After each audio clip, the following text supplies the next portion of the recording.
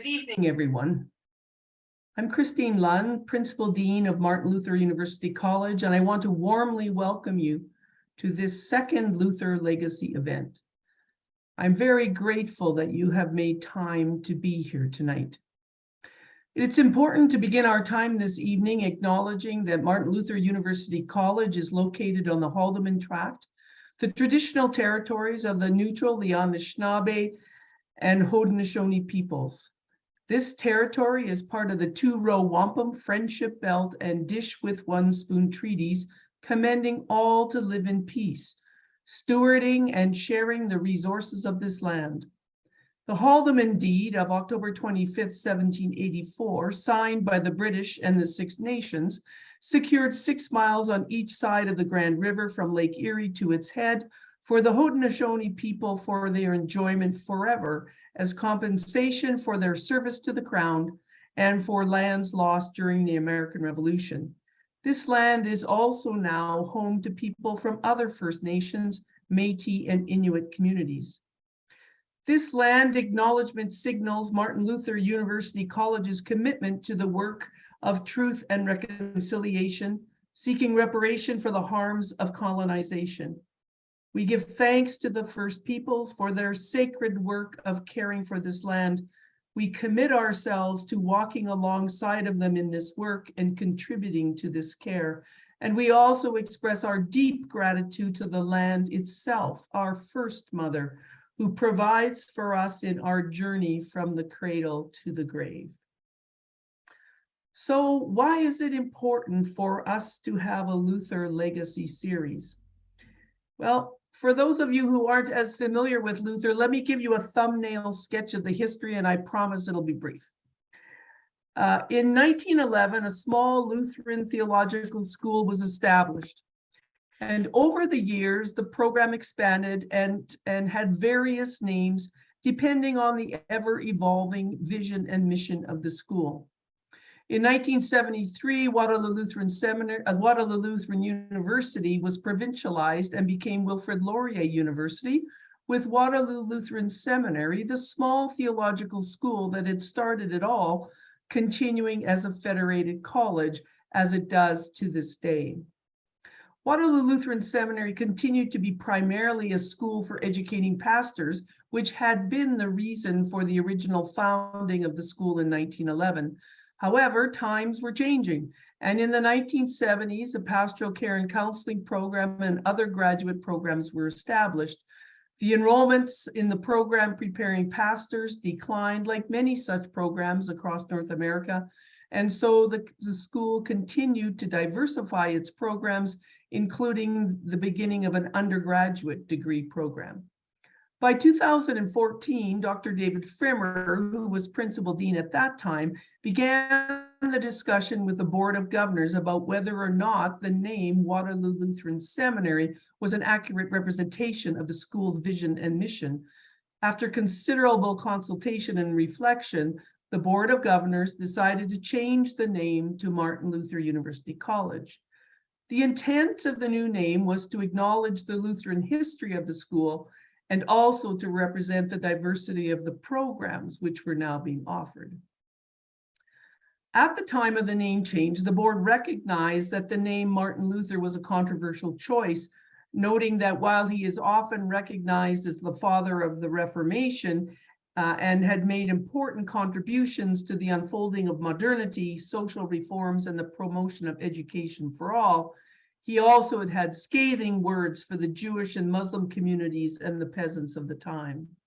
The board wrestled with a way forward and felt that it was important to honestly and critically engage in Martin Luther's legacy and to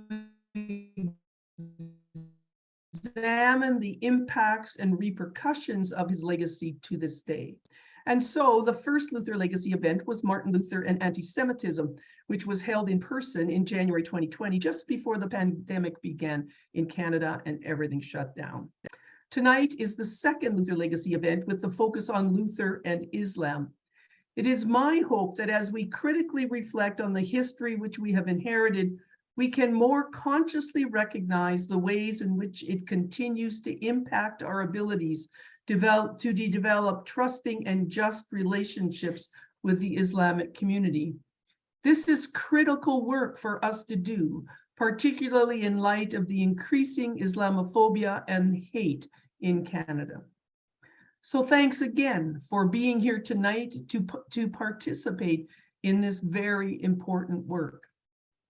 Let me say a little bit about how our evening will proceed. Following this introduction, Dr. Mary, as we know Joy, Philip, will introduce our two guest speakers. Following each of their presentations, then we will show a brief video around 3 minutes featuring some of the Muslims who are part of Luther. Following the video, Dr. Philip will invite the speakers to respond to each other's presentations. And then Dr. Alan Jorgensen will facilitate the opportunity for us to pose questions. So during the video or any time in the evening, feel free to pose a question in the chat box, which you will find at the bottom of your screen. And at the end of the evening, Bishop Michael Price of the Eastern Synod will conclude our time. Finally, I want to express my deep gratitude for the generous donation of an anonymous donor who wishes to have their donation support this evening but not be named. It is through this generous donation that we are able to host such a rich program for this evening. So thank you for your generosity. Let me invite my colleague, Dr. Joy Philip, to introduce our speakers for this evening. Thank you, Christine. Good evening. Nice to see that we have a good audience. As Christine said, I have the delightful task of introducing the speakers. The Reverend Dr. David D. Grafton is the Professor of Islamic Studies and Christian-Muslim Relations on the faculty of the Duncan Black McDonald Center for the Study of Islam and Christian-Muslim Relations at Hartford International University. The center is the oldest of its kind in the United States. Dr. Grafton holds a PhD in Islamic Studies from the Center for the Study of Islam and Christian-Muslim Relations, University of Birmingham, England. He also has an MDiv from Luther Seminary, St. Paul, Minnesota. He is an ordained pastor of the Evangelical Lutheran Church in America and has served Lutheran congregations in the United States, England, and in Egypt. Dr. Grafton's academic interests focus on the history of Christian-Muslim relationships, Lutheranism and Islam, Christian theological perspectives on Islam, the history of Christianity in the Middle East, American Christian perspectives of religion and society in the Middle East, and so on. He is the author of numerous articles and chapters of books on Christian-Muslim relations. His most recent publication is More Than a Cup of Coffee and Tea, A Generation of Lutheran-Muslim Relationships. I am looking forward to reading that. Dr. Syed Hassan Akhlaq leads the Imam Mahdi Center, a Muslim community center in Northern Virginia in the United States, and teaches religion in Northern Virginia Community College and philosophy in Marymount and Coppin State University in the East Coast area. Dr. Akhlaq was born in Afghanistan, but grew up in Iran. He graduated in Islamic studies, including jurisprudence and the principles of jurisprudence from Hafsa Ilmiya Mashhad, translated as Great Seminary in Iran. He received his PhD in philosophy from Alame Tabatabai University in Tehran. Dr. Akhlaq serves as an imam as well as professor of religion. He has taught in several Iranian universities and seminaries. As an imam, Dr. Akhlaq gave speeches and continues to do so worldwide, including Iran, Afghanistan, United Arab Emirates, across the United States and Canada. He specializes in philosophy, religion, comparative study of philosophy and religion, dialogue among civilizations, and inter- and intra-faith dialogues. Dr. Akhlaq has published several books and many papers in English, and Persian on comparative study of religion and philosophy. His major volume in English is The Secular and the Sacred, Complementary and or Conflictual. It is indeed an honor and privilege to have you both with us today. As an organizing committee, we met on Monday, and based on the content of the talks, we concurred that Dr. Grafton would speak first, followed by Dr. Akhlaq. Over to you, Dr. Grafton. Thank you. Well, good evening, everyone. It's a delight to be with you. I want to thank the organizers for this event this evening, Christine Lund, the principal, and Mary Phillip, the assistant principal, and Alan Jorgensen, the assistant dean, and of course, Mirko Petrovicic, the director of communication, who's been so helpful in setting this up, and of course, the anonymous donor who made this possible. So thank you. Thank you so much. And to my esteemed colleague who's joining me in this presentation tonight, Dr. Akhlaq, I'm very honored to be with you, and I look forward to the conversations that we'll have after our presentations.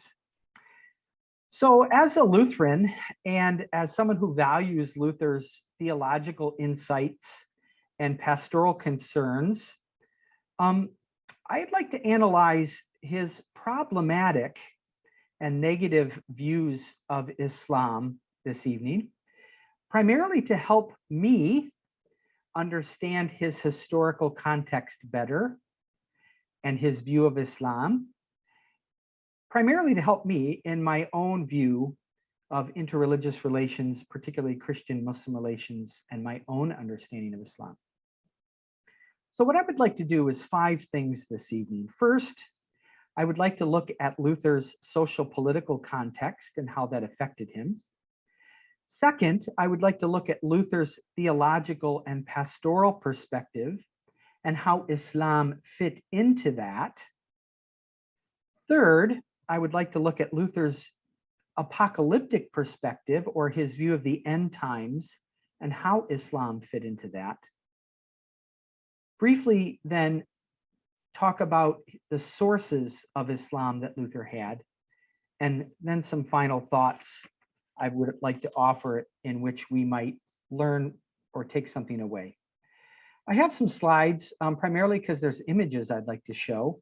So I'm going to share my screen, and many of the images I'm going to show are published woodcuts or images that were available in the 16th century, because I think they highlight a number of important images that Luther imbibed, took in, and also contributed to. So the first thing that we should say is that Luther only wrote 6 things on Islam. Now, that's not a great deal of writing compared to his voluminous works that Luther, the pages and pages that Luther contributed and published. Only 6 times did he pen something about Islam: 2 treatises, a prayer, a sermon, and then 2 prefaces to publications that he wanted to offer to his German followers to read. Now, it's important to know that Luther never uses the term Islam. He often talks about the religion of the Turk or the decretals or law of Muhammad. Usually, however, he talks about the Turk. And for Luther, the Turk was synonymous with Muslim, and I'll get into that in a little bit. So while Luther only writes 6 things about Islam, the Turk, however, figures prominently in all of his writings from 1518 until the year of his death, his final sermon. The term Turk is mentioned throughout and is in some way always over his shoulder and in the background of his writings. He's mentioned, the Turk is mentioned about 5,000 times in at least the German Weimar editions of Luther's writings. So that's important. And in some ways, um, those 5,000 references are more important actually than the 6 writings that he did. You'll notice that these 6 writings I have grouped together. The first group of 3 are published in 1529 and 30, and the last around 1541 to 43. Those dates are important because they're reflective of the 2 moments in history in which the Ottoman Empire makes its way up the Danube River to besiege Vienna. And it's these events that really center in Luther's thinking about Islam. Now, Luther was not alone in his using the term the Turk. He did not invent this or make a reference to the Turk. It was a common reference used throughout Germany at the time. In fact, parents would often talk about the terrible Turk as a reference to keep their children in line so that they would behave, otherwise they'd be caught by the Turk. For Luther, as I said, Turk is synonymous with Muslim because of the reference to the Ottoman Empire, the Turkish Empire at the time.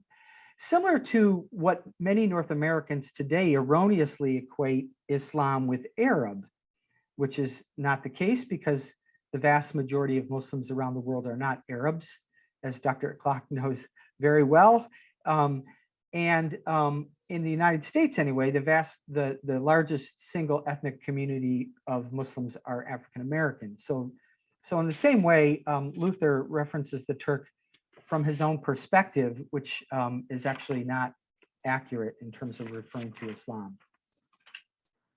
In terms of Luther's social political context, it's important to remember that while the Reformation is taking place, and while certainly for me growing up and learning all about the Reformation and the important dates of the Reformation, that Europe was in the midst of this big geopolitical game, what I like to call the game of Risk, if you've ever played the game of Risk.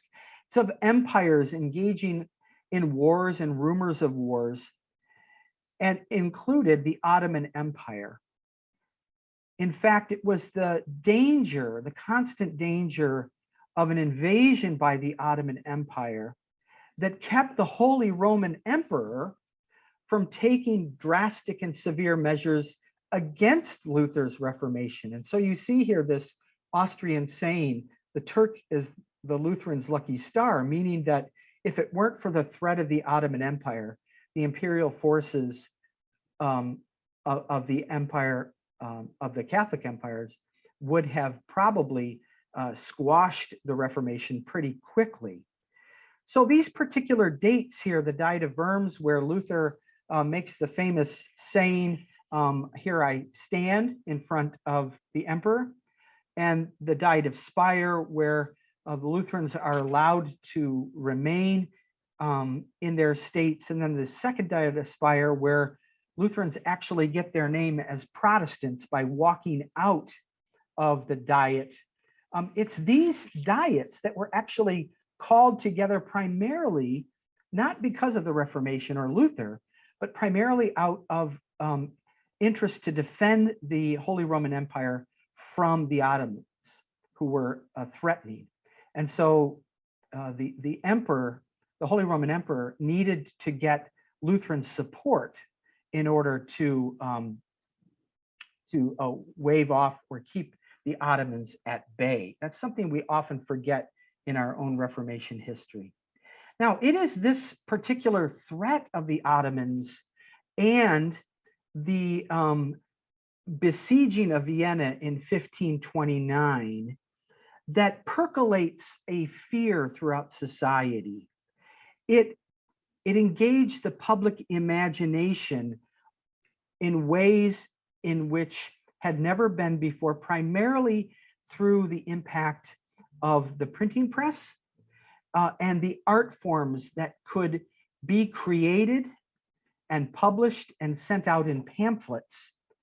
So individuals, the vast majority of people in Germany who could not read, could certainly see these images in pamphlets that provided images of the Turk.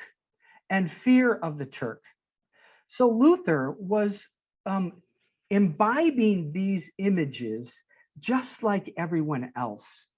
And he was hearing of the dangers of the Turk besieging Vienna and the rumors of how those of how the Turks acted. And so he's listening to this social media, if you will, of the day, and reading reports of what's going on, seeing images, and as a pastor, he cannot help but to respond to his people who were afraid of what was going on. And so we see this reflected in a lot of Luther's writings about the fear that people had about the Ottoman invasion. Now, it wasn't only the Ottomans that people had to fear, especially in Germany, if you were Protestant. There was fear of the Holy Roman Emperor and the Catholic armies. There was fear of the plague. And as a peasant, if you were a peasant on the lower rung of society, you had to fear for social politics of the day. You had no rights. You were held captive to the arbitrary rule of your lord, and you lived life at the whim of the aristocracy. So at the end of the Middle Ages and at the beginning of the early modern era, life was not easy, and there was a great deal to be afraid of. And so we find Luther as a pastor responding to these fears for his people by writing about how they could take heart and respond to these fears by throwing themselves on the mercy of God, if you will. So A Mighty Fortress, that great hymn, all has to do with Luther responding to this time frame. And particularly in his commentary on Genesis, where he wrote over a great deal of time, he begins to mention in particular the Turk or Muslims from the Ottoman Empire and how Christians should take heart by throwing themselves on the mercy of God in the midst of all of these fears. So even though the Ottoman Empire, the Turks were a particular threat, they were not the only threat.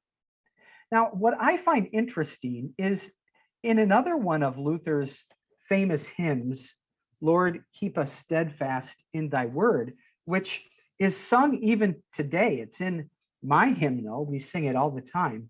The original lyrics that Luther penned were very clearly laying out his particular view of the end times, or at least the threats as he saw them, and the Turk and the Papist sword.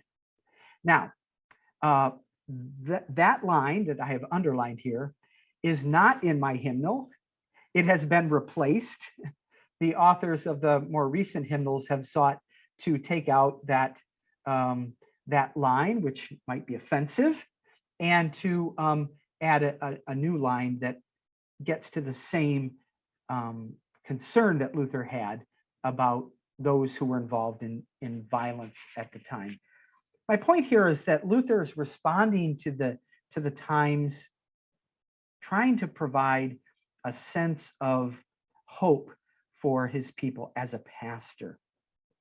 Now, as I mentioned earlier, Luther never really had any direct sources on Islam. He only learned about Islam from secondary literature, from writings of other Christians. And one of those that he learned about Islam through was called the Tract on Religion and the Customs of the Turks, which was a record of a young man by the name of George of Hungary, who was captured by the Turks when he was about 15 or 16 and taken away as a prisoner of war and lived about 30 years as a slave in the Ottoman Empire before he escaped. And after he escaped, he wrote a journal and published this journal about his life under the Turks. Luther read this, and for much of his life This was the primary reference point that he had about Islam. He read other works by some other theologians, especially some more polemical works. But this one really endeared him primarily because it had both negative and positive views of Islam by George of Hungary. So one of the things that he read here was that George would often talk about how what they called priests or clerics, really was the Sufis, the Sufi masters, who were a positive factor for the Ottoman Empire and for Muslims, Turkish Muslims living in the Ottoman Empire.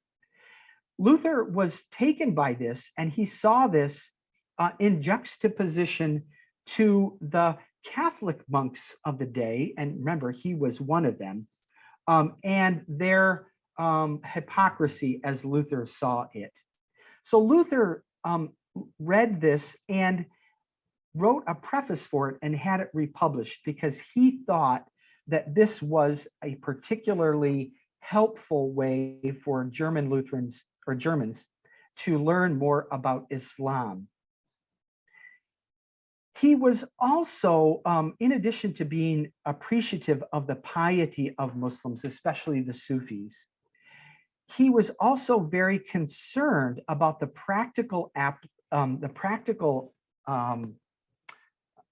things that those Germans or Hungarians living on the edge of the empire, on the borders of war, might face a very real chance of being captured and taken away by the Turks as slaves. And he wanted to encourage his German followers that if they were taken away, that they could continue to be faithful Christians in captivity, and in fact, serve as a positive Christian witness in the midst of the Ottoman Empire. So here he encourages his readers to make sure that they learn their catechism and memorize their catechism, the 10 Commandments, the Lord's Prayer, and the Creed, so that if they are captured, they can continue their faith life while they are in captivity by the Ottomans.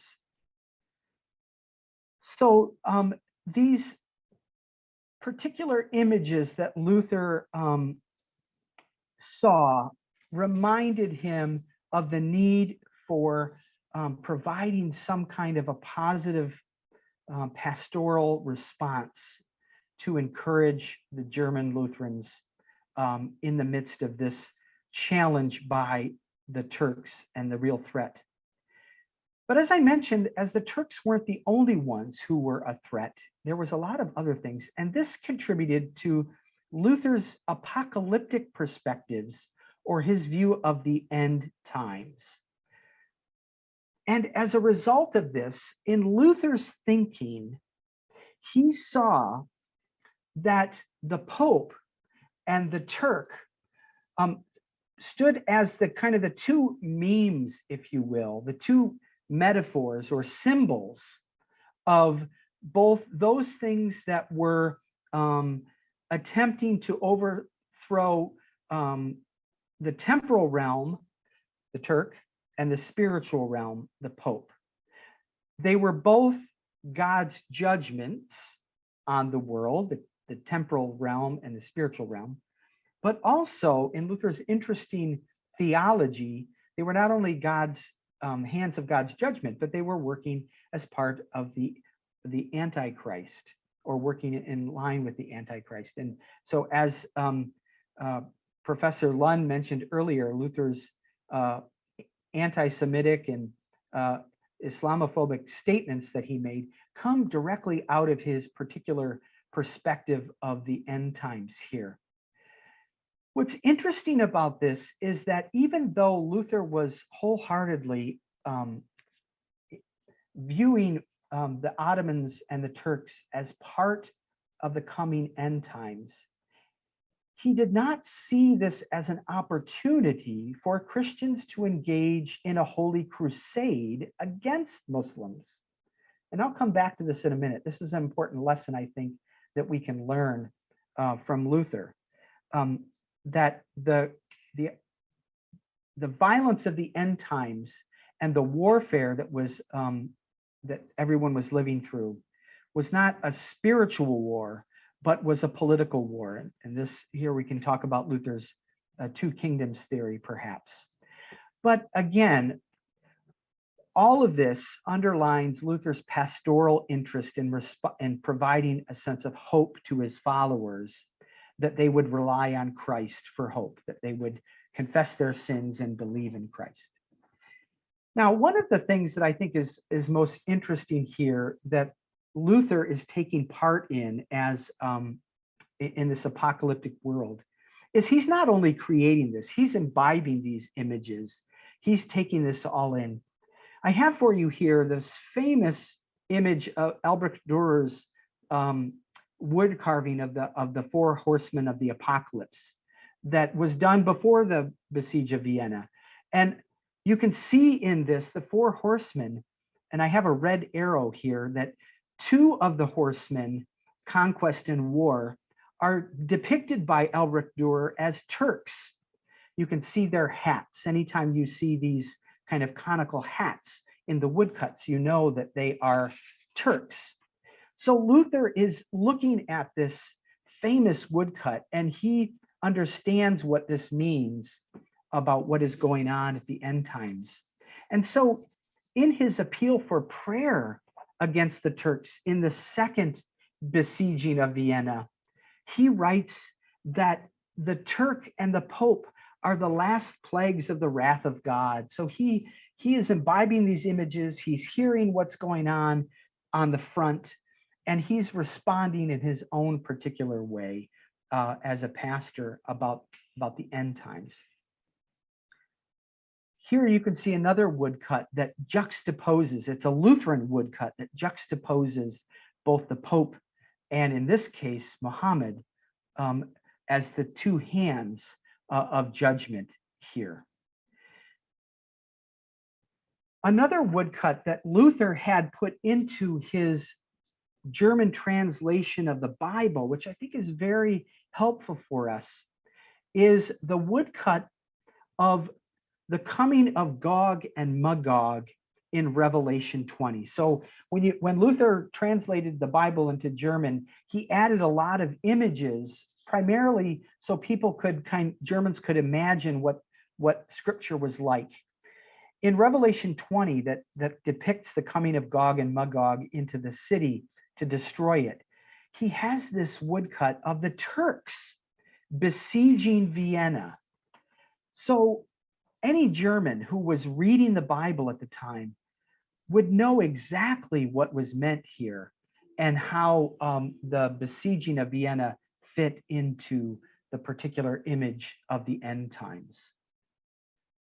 Now, as I mentioned, one would think that perhaps given this apocalyptic perspective by Luther, that he would be all in when it came to showing that the forces of Christ were to take on the Antichrist in a spiritual warfare, but not so. For Luther, he saw the threat by the Ottoman Empire as a political threat only. And it was to be attended by the princes and the political leaders, not by the Pope and not by the priests or bishop. This was not a holy war. And he was very clear about that in his writings. So in conclusion, what might we take away from this? Luther's views of Islam, and remember, he never used the word Islam. He used the term the religion of the Turk or the decretals of Muhammad. The first is he had a very positive view of Muslim piety, but he thought that the beliefs of Islam were a Christian heresy. And I'll come to that in a minute, much like Arianism. Now, he wasn't alone in that. There were people Christians before him who viewed the same thing. But he viewed the religion of Islam and the medieval Catholic Church in the same vein, that they were human institutions that brought laws, human laws that subverted the gospel. And finally, like many of his day, Luther believed that the Quran was written by Muhammad, much like many of the Christians of the day. But his view of Islam was actually pretty accurate, meaning that he knew enough from the tract of George of Hungary's tract to know that Muslims saw Jesus as a prophet, but not the Son of God, and that Mary was the virgin birth, or was the virgin mother of Jesus. He knew that. So he had some accurate information about Islam, but he didn't care for it. He didn't like it, and he thought that this was heretical. Now, he did finally find or read a version of the Quran about 2.5 years before he died in his later life.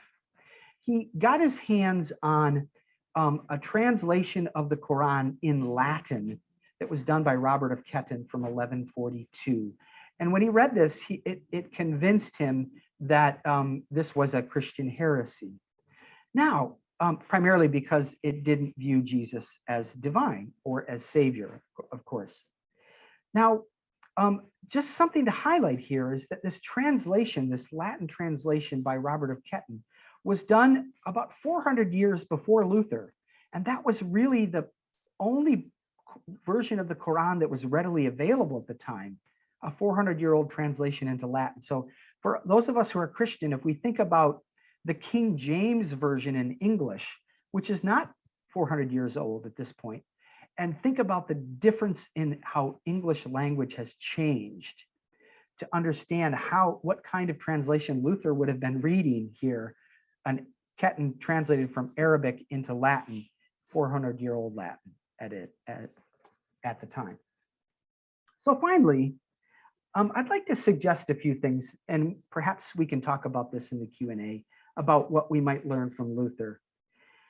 First of all, that the social location of a reader or of a Christian looking at Islam matters. What is our social political status and where are we? That matters. Our historical context. Secondly, social media matters. What are the images that we are imbibing from social media, like the woodcuts of the 16th century? Third, the sources of Islam that we read matter. And as I mentioned just a minute ago, Luther was reading an old translation in Latin. Those things do matter. And lastly, it's important to underline that throughout Luther's life, as far as we know, he never met a Muslim. He never engaged directly with a Muslim, but only through what he read, through Christian sources, and through these images in social media. And that's important for us to think about. The final thing I would leave you with is a bit of hope. At least it is hopeful for me in my situation. And that is that this last year on the opening of Eid al-Fitr, the ELCA, my denomination, finally, thankfully, published a declaration to the Muslim community in which they committed themselves to positive relationships, recognizing that Luther's statements about the Turk and Muhammad are hurtful, and especially in the social political context of anti-Muslim and Islamophobic statements, it's important that we as Lutherans recognize that and stand behind our commitment to positive relationships. So thank you for listening to me. I very much look forward to Dr. Akhlaq's presentation and then our conversation after this. Thank you so much. Over to you, Dr. Akhlaq. Sure. Assalamu alaikum. In the name of God, the most merciful and the most compassionate. I'm really happy to be here, part of this great event and panel. And I would like to thank the organizer, the event committee in Martin Luther University College, and also it's a privilege to be with Dr. Grafton. So I would like to give a context about my involvement with Luther, and then I divide my talk in 3 sections. One section, the first one, I will give a general view about Islam, and then I will look at Luther in the lens of the Islam, and finally I will conclude with some suggestion. So actually, when I was very, very young, I learned about Luther because of my own curiosity to learn about reformists, about Protestantism, about the spirit of religion, and the religious experiences of the reformer. So it was a kind of the personal interest in Luther. And then when I grew up and I learned more about ideas and ideologies and changes in the world, so of course I faced the big question that many people ask, does Islam need a Martin Luther, a reformation?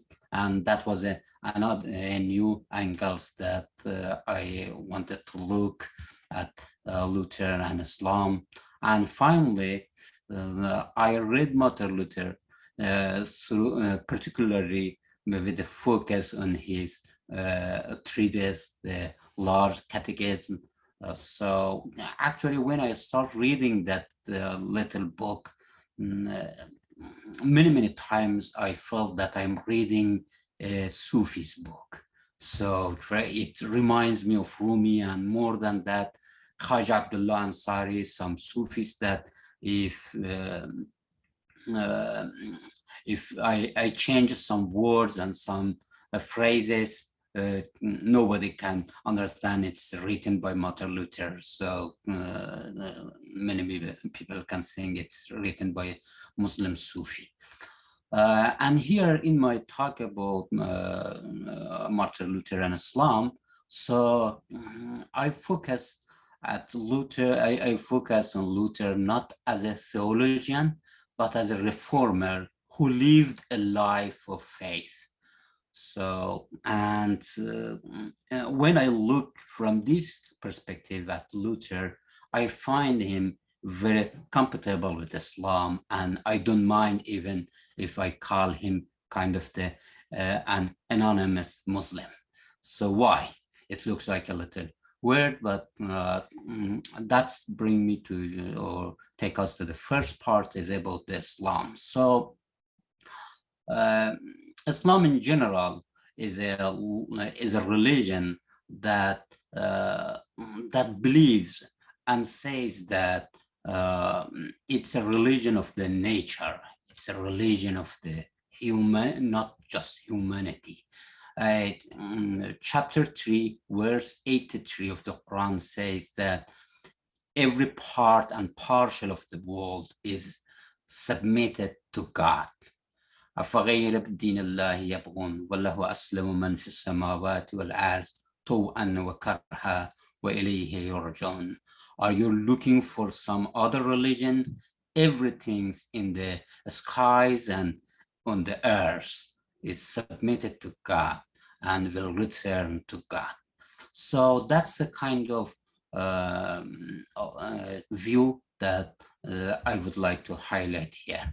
So in the second step, when Islam, and particularly the Quran talks about many great prophets, including Jesus, we will talk about that shortly, call all of them Muslims. So, for example, it talks about Joseph and saying that he prayed to God in chapter 12, verse 101. He prayed, "Tawaffani Muslima wa alhiqni bis salihin." Oh my Lord, help me, then when I die, I will be a Muslim and will join the good doers in the other world. Particularly Abraham, when he created, in Islamic viewpoint, when he created the Kaaba, the holy shrine in Mecca, nowadays in Makkah, Saudi Arabia. So when he done his job, he prayed, and in his prayer he said, ربنا واجعلنا مسلمين لك ومن ذريتنا أمة مسلمة لك وأرنا مناسكنا وتب علينا إنك أنت التواب الرحيم. That's chapter 2, verse 128, saying, "O Lord, keep us as Muslims and help our children's and grandchildren's and grand-grandchildren's to be Ummatan Muslimah." Everybody is familiar with the term Ummah, become part of Muslims. And then he continues saying that, "Oh Lord, look at us, and you are the compassionate God." But the particular verse of the Quran that I would like to mention here is the chapter 3, verse 52. They are a couple of verses of Quran talking or actually reporting the dialogue happened between Jesus and his disciples that are called in Islam Hawarian, the close disciples of the Jesus. In chapter 3, verse 52, it's saying, فَلَمَّا أَحَسَّ إِيسَى مِنْهُمُ الْكُفْرَ قال من أنصاري إلى الله قال الحواريون نحن أنصار الله آمنا بالله واشهد بأننا مسلمون. So it's saying actually make the Quran plays a linguistic game here. The word Nazareth, the Jesus of the Nazareth in the Quran changed to Nasara, that in Arabic Nasara means a helper. So it's saying Jesus looked at his disciple and said, "Who are helpers, who are supporting me?" And his disciple replied saying, "Nahnu ansar Allah, we are your supporter, we support God. Amanna billah wa ashhadu ba'anna muslimun." We testify that there is a God, and we testify that we are Muslims. That's the words that Quran used for Jesus and his disciples. So what does this meaning of Islam actually mean? What does it mean? So it leads me to another verse of the Quran, chapter 2, verse 112, saying, بَلَا مَنْ أَسْلَمَ وَجْهُ لِلَّهِ وَهُوَ مُسْلِمٌ فَلَهُ أَجْرُهُ عِنْدَ رَبِّهِ وَلَا خَوْفٌ عَلَيْهِمْ وَلَا هُمْ يَحْزَنُونَ. It's saying that everybody who submit to God and is a good person, he or she will be rewarded before God. Will not, they don't need to be anxious or fearful about their future. So, in other words, Islam and Muslim means in this context submission to God.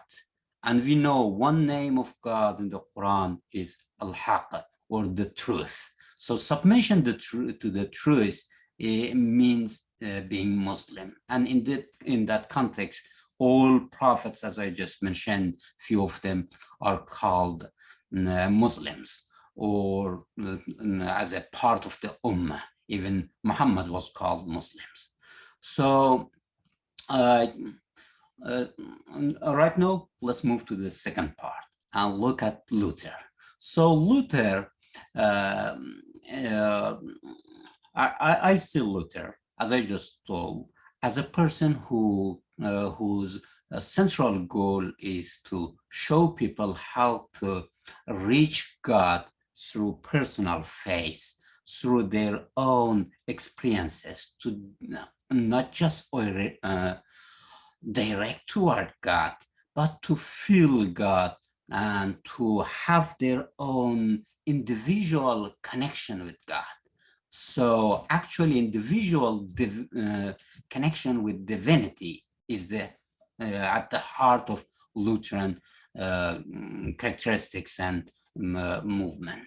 In other words, Luther emphasized a lot on conscience, personal conscience, and feeling God and facing God with personal conscience. This is what brought Luther in contrast to the Catholicism, because they wanted to face God through institution of the religion or church, and Luther emphasized that everybody deserves to approach God individually in the limit and the scope of their own entities and their own beings. The idea of the priesthood of all believer, that everybody has an equal potential to minister for God, is a very, very important or core concept in Luther. In other words, fighting against hierarchy in spirituality, and trying and encouraging equalism before God is a very, very important thing that emphasizes on personal facing and on personal meeting with God and individual development of conscience. So that's a very, very important for me with regard to Luther, particularly his word when he was brought to the church to recant, and he was not ready to that, and he said, "My conscience is captive to the word of God." And he ended saying that I can't and I will not recant anything to go against conscience, because everything is go against conscience is neither right nor safe. So personal conscience is a core of the faith in Luther. And the same things is emphasized in Islam, as we just, I just read a verse of the Quran, but there are many, many more verses of Quran.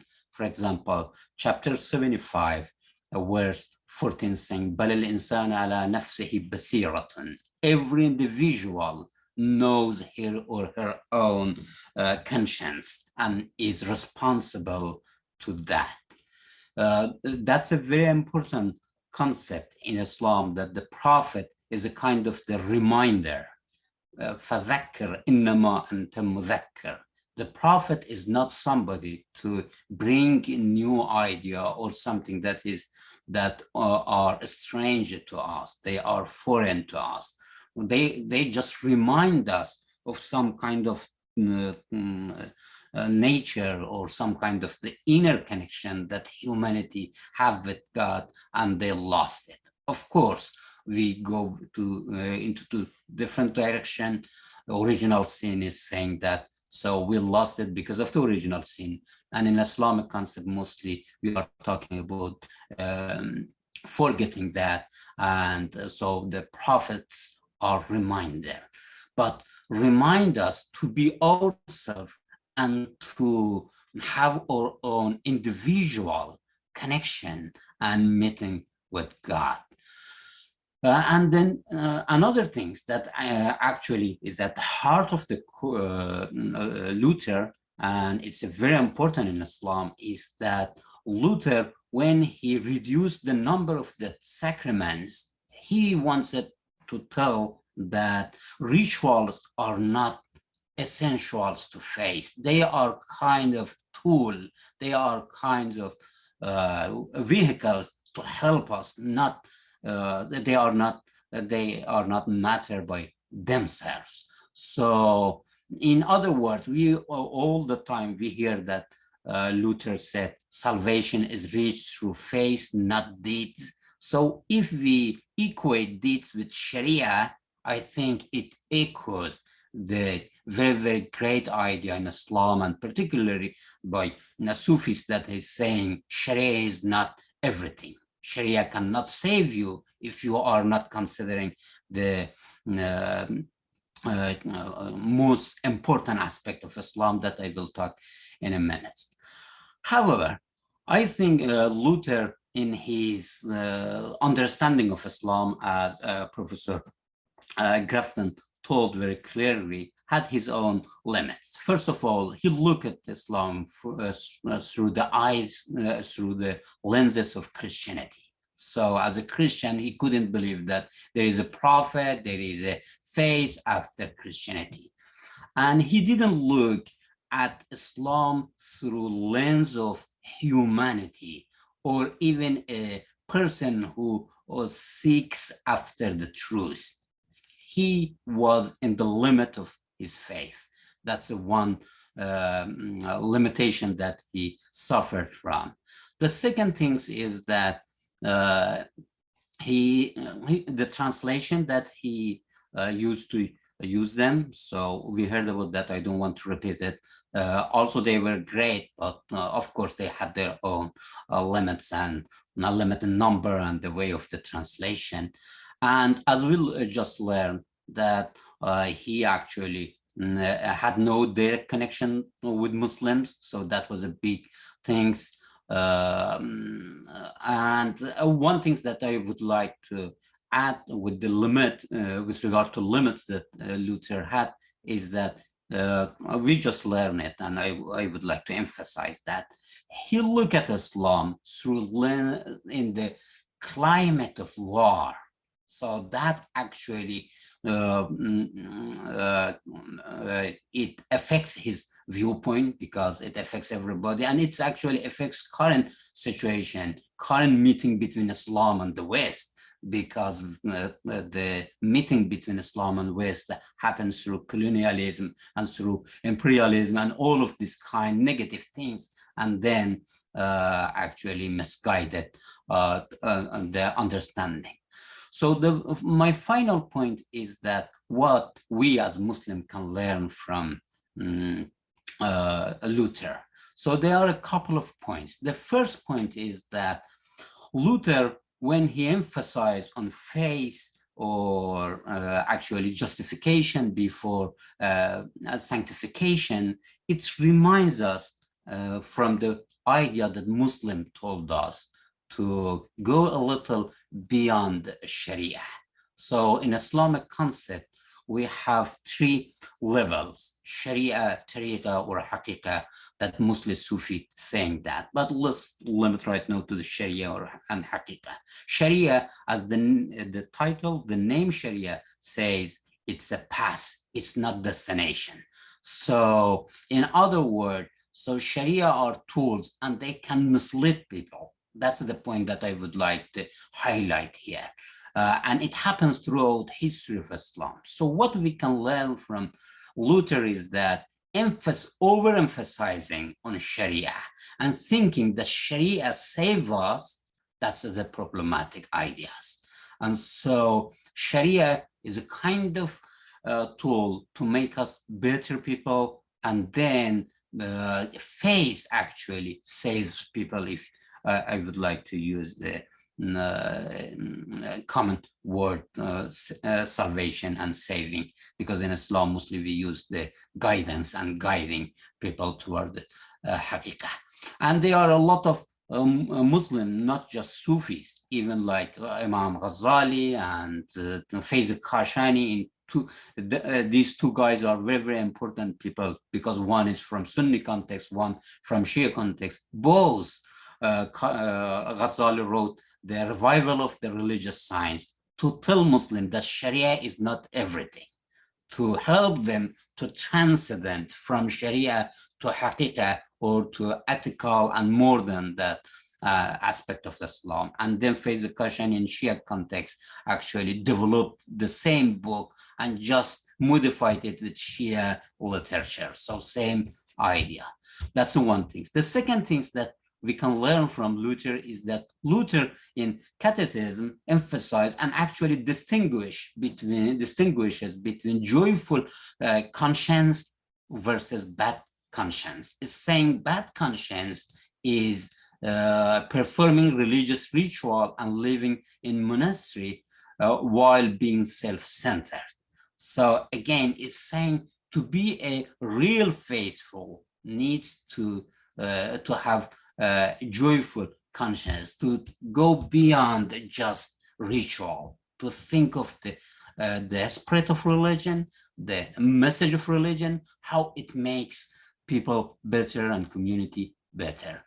Also, when he talks about commandment, 10 commandments. As I just told you, each part of that actually reminds me of a great wisdom by Sufi in Islam at telling me how much commonality are here. So maybe I'll leave it to the Q&A session. And the last point that we as Muslims can learn from Luther is that, again, Luther is saying the institution of religion is not everything. So actually religion is a tool, is a something to help us to approach divinity. So the institution of religion, the tradition, and everything can be helpful and can be harmful. So we as Muslims, we have to learn from our tradition, but it doesn't make sense to stop there and replace religion and faith with the institution of religion and faith. The spirit and the real and true message of the Quran and Sunnah is matter.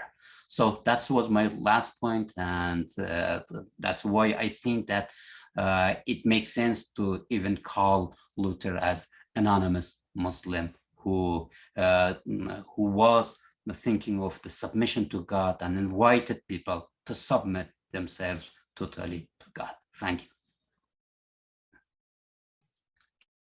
Thank you, both Doctors Akhlaq and Grafton. You have given us much to ponder. Luther, as an anonymous Muslim, has a nice timbre to it. And the importance of social location and direct dialogue cannot be emphasized enough. So now we'll kind of take a short break. And as Dr. Christine Lund mentioned, we'll watch a few videos on how we live out this interfaith relationship at Luther.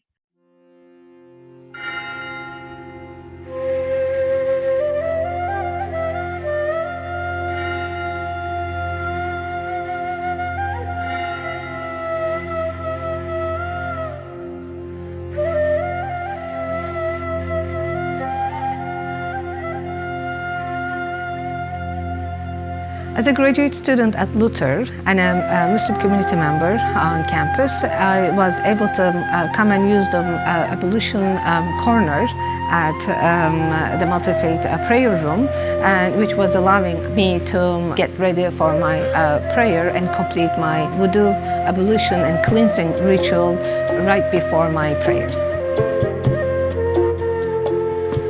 I was grateful to be invited to contribute to the new design of the ablution facility.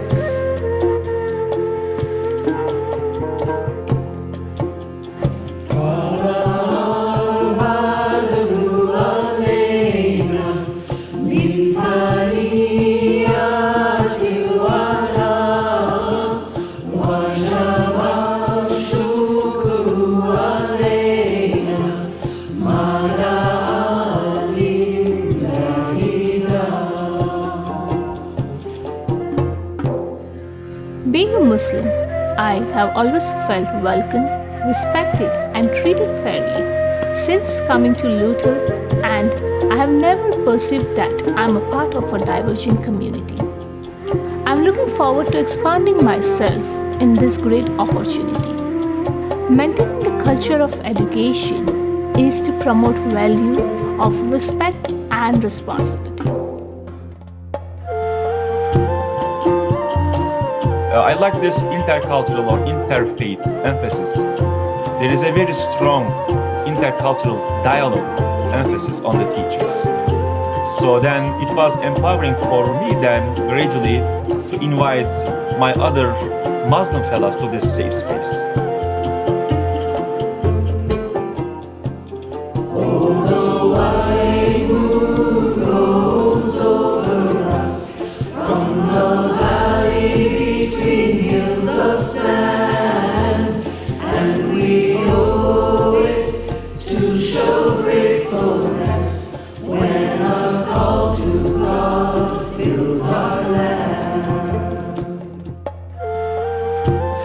At Martin Luther University, University College, we are very fortunate to have students, faculty, and staff who are Muslims. What this does is it creates rich opportunities for conversations, for us to learn about each other and to understand more clearly what each of us holds dear to our heart. This supports us then to leave Luther and to go out into the community and to be clear voices of support for our Islamic neighbors and to be able to work against hate and Islamophobia in our community.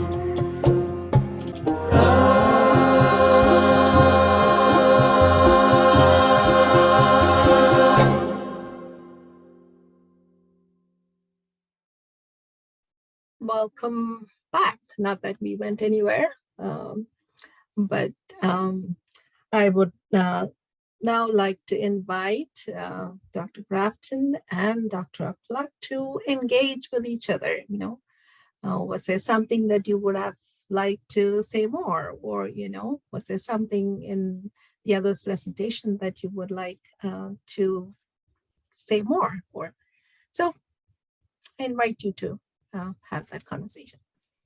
Okay. May I start? Sure. Yeah, sure. Okay. Yeah. Thank you, Dr.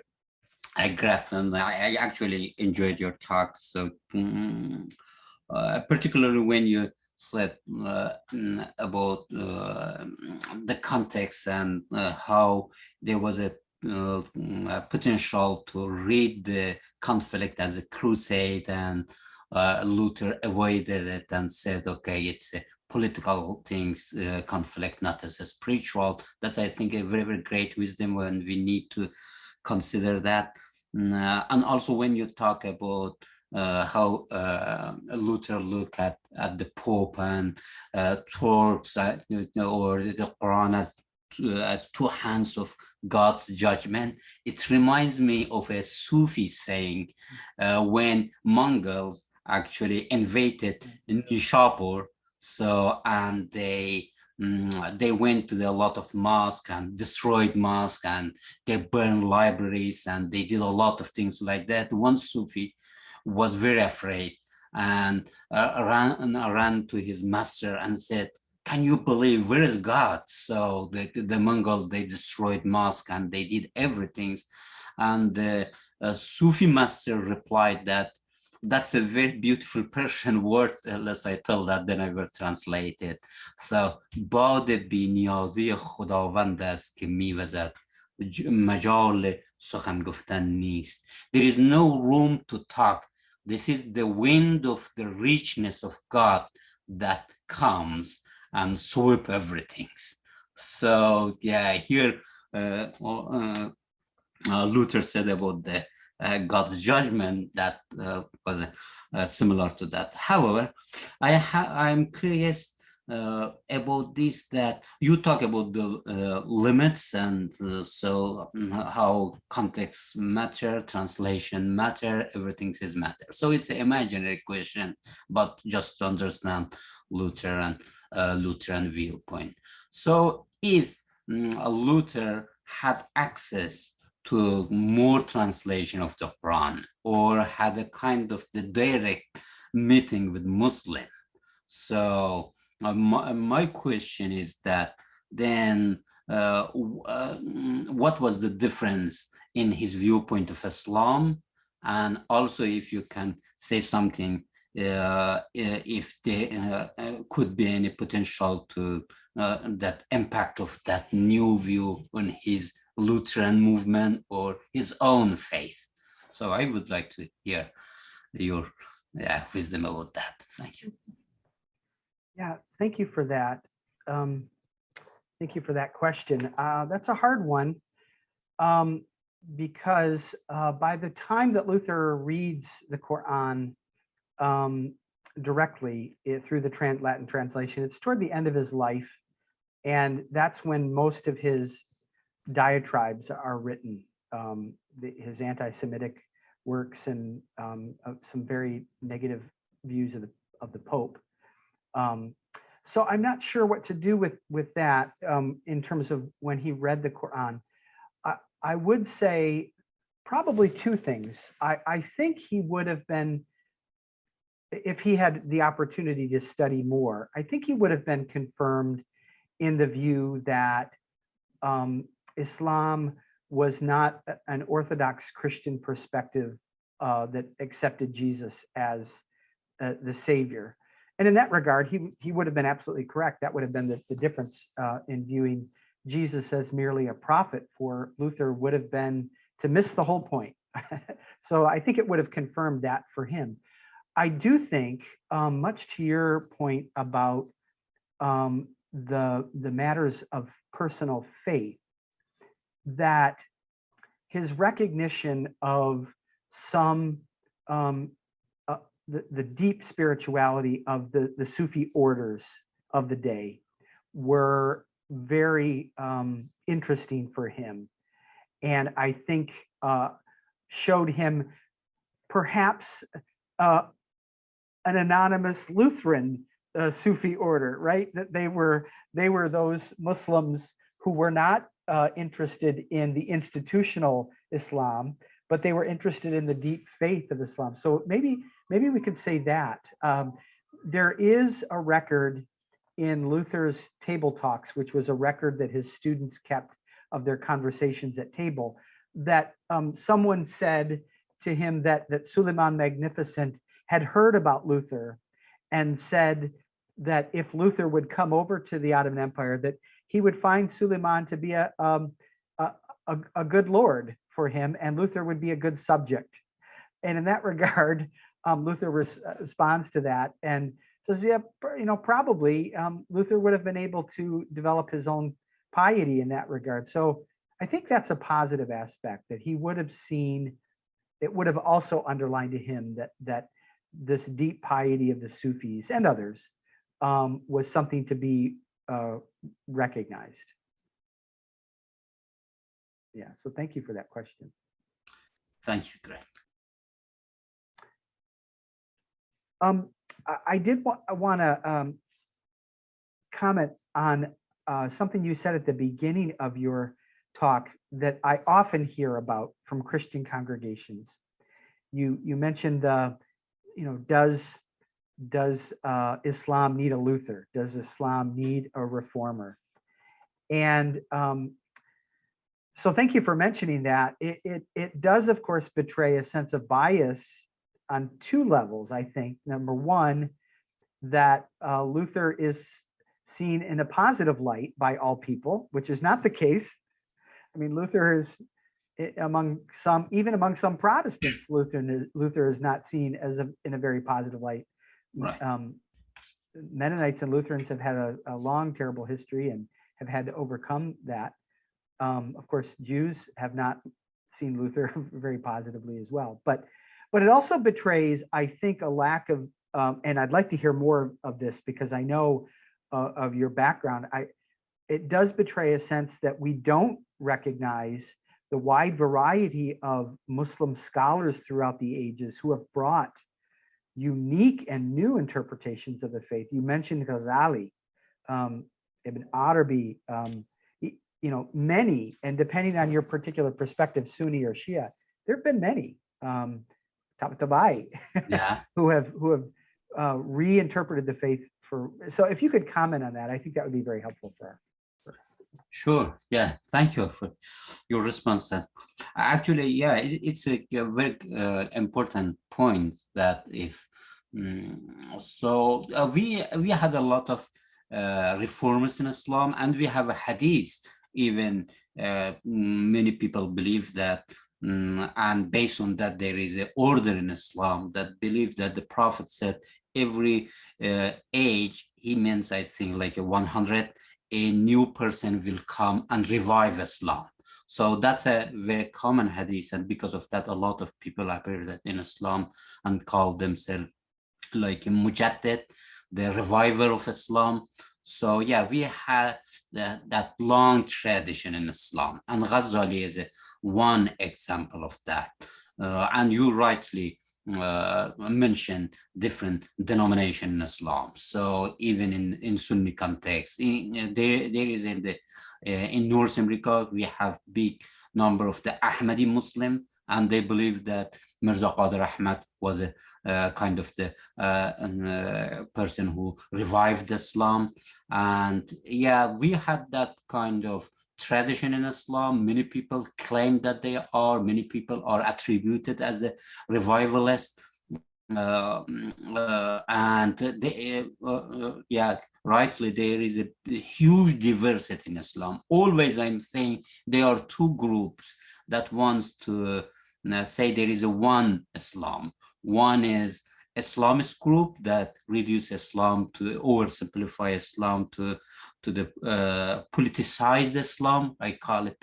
And the second is anti-Islamist group, because they want to say, okay, this is whole problematic thing. So yeah, there is a huge diversity in Islam, and there is a long and rich history of people who tried to revive Islam, including Ghazali, including Ibn Taymiyyah, and in modern time, in our time, it starts from Al-Afghani, and then it continues to in India, Sir Sayyid Ahmad Khan Hindi, in India and Pakistan included Muhammad Iqbal, and then in Iran, Shariati, and in some way we have Allama Tabatabai, you talk about that, and Shahid Sadr in Iraq, and then if you go to the other part of the Islamic world, we have there is a trend in Islam called New Mu'tazilit. They call themselves, we want to revive Islam with regard to rationalism. So like Al-Jabari, right? A lot of the kind of these people, I don't want to just name people. You're right, yeah. And we have this kind of people. So we cannot look at the Lutheran in Islam, of course, as a copy-paste of the Lutheran Islam and as a project, but as a reality, always there were people like Luther, and yeah, we can discuss later on about their accomplishment and their positive and negative aspect in Islam. Thank you. That's a great point about diversity in Islam.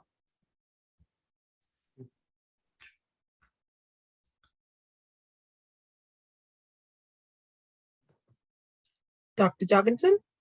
Thanks, Mary, Joy.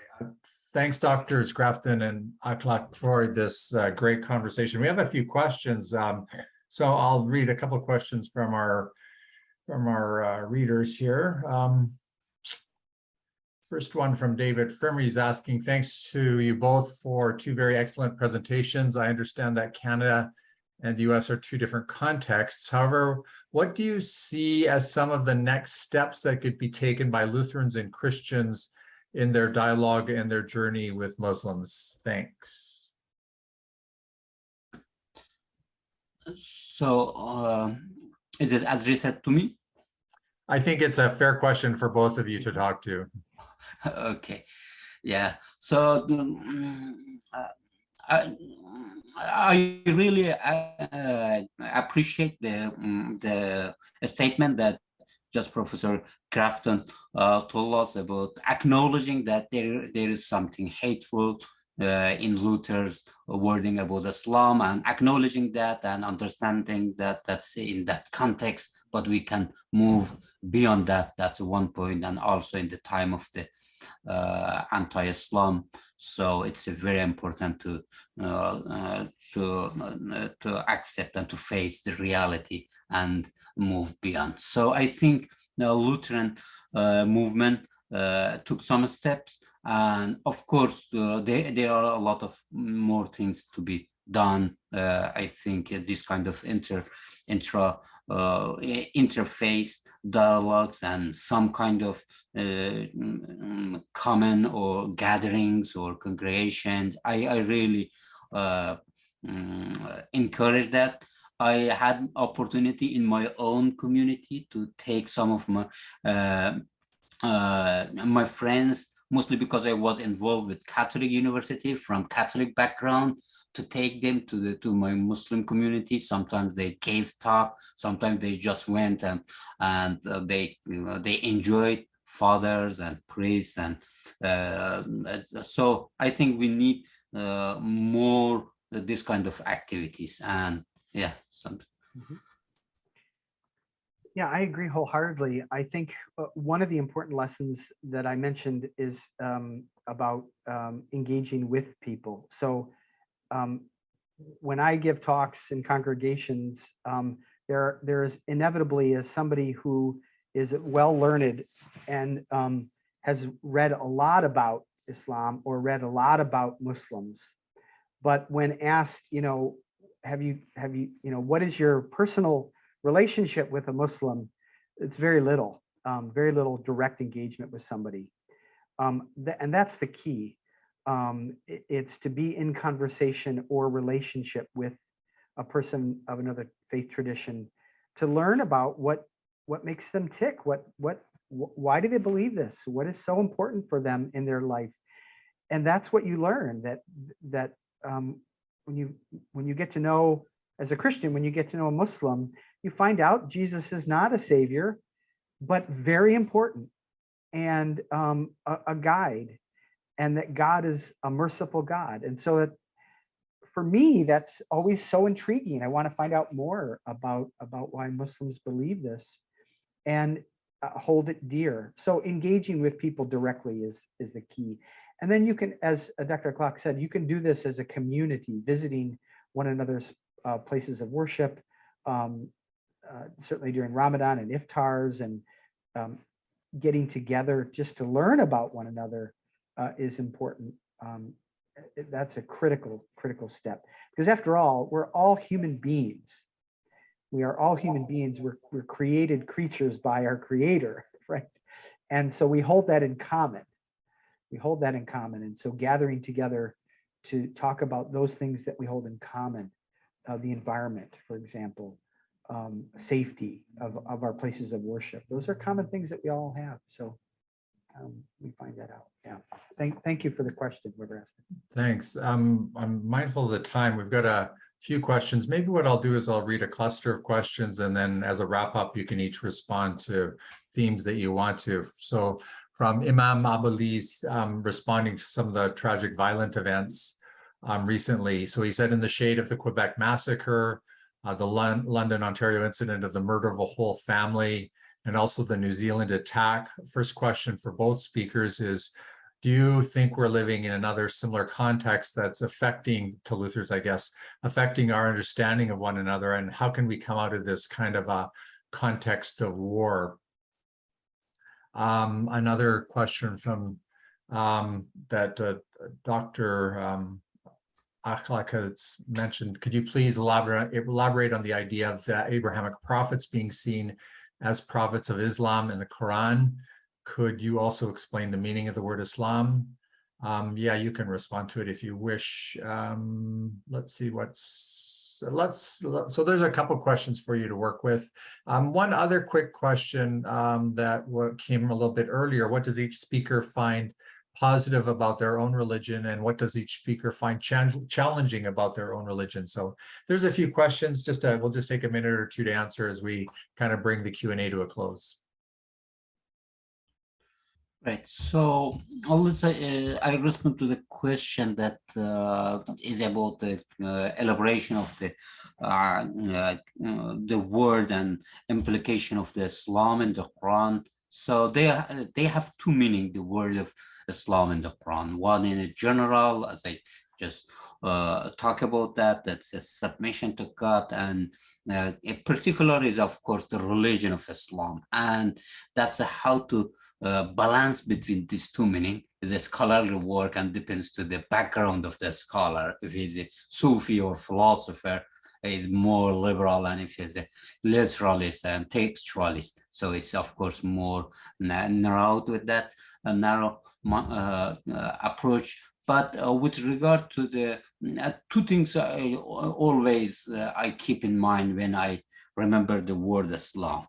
Islam have two meanings. One is a submission, that all the time people are talking about that, but also the Arabic roots for Islam is salama, means peace. So, and submission actually the outcome of the being peace with themselves, with God, with nature. So they go together.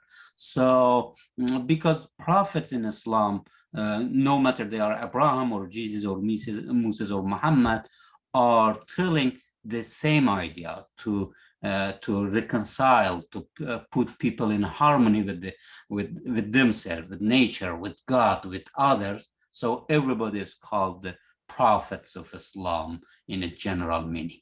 I hope that it makes sense with regard to that question. I pass the other question to Dr. Grafton to learn from him. Then if there was a time, I will return to that. Yeah, let me briefly respond to the question about, are we in a new time after the violence of these events? I do think, like Luther's time, his responding to a wide variety of fears and threats. I think there's something to learn from Luther pastorally in this regard, and that is the violence that we've seen against Muslim families, Islamic centers, Jewish synagogues. And we just here in the United States yesterday commemorated the killing of the 8 people in Mother Bethel Church in South Carolina. That there is so much violence in our world right now, and that we really are in the process of, there's a lot that we can all, there's so much that we need to respond to. We can do this as people of faith. We're all looking to God to provide a sense of comfort. And I think Muslims, in this case, Muslims and Christians would be quite surprised together to find how much common ground they have in wanting to protect their families and their places of worship from all kinds of adversaries, if you will. Yeah. Thank you so much. Thank you all for this rich conversation. And I especially want to thank our anonymous donor who's made possible this important discussion in service of challenging religious bigotry and promoting dialogue between religions. If you know people who wish to be here but couldn't make it, please let them know that a recording of this will be available on our YouTube channel. You're also invited to, and encouraged really, to check out the Luther website for future events and information concerning Luther. I now turn the floor over to Bishop Price for some closing thanks and words. Thank you very much, Alan. What a wonderful evening this has been. I wish we could spend a day together in this conversation. It's been so very good and such a delight and a pleasure to be in the presence of 2 lovely human beings and gifted teachers that blessed us tonight. Thank you so much, Dr. Akhlaq, Dr. Grafton. I made a number of notes. Dr. Akhlaq, how incredibly gracious of you to claim Luther as an anonymous Muslim. I don't think you would like that, but I like that. Right. when I reflect on some of those 5,000 references in Luther's works to the Turk, I sometimes want to be an anonymous Lutheran. It embarrassed me in many ways. Right. But what you identified from Luther that Muslims could learn from, that was a blessing to me to hear that. And Dr. Grafton, I'm going to put this on a little post-it behind my desk because I think it's so apropos to so much going on in our world today. Social location matters, social media matters, particular sources and translation matters, direct dialogue matters. A great truth that speaks to so much beyond the specific topic of our conversation this evening. Thank you, Luther. As always, you've blessed us by bringing together to have an important conversation that I think has certainly been a blessing to me, and I think to all of us who gathered here tonight. Thank you very much. So, dear friends, may God, Allah, bless and keep you. May God, Allah's face shine on you and be gracious to you. May God, Allah, look upon you with favor and give you peace, deep peace. Have a good rest of your evening. Thank you.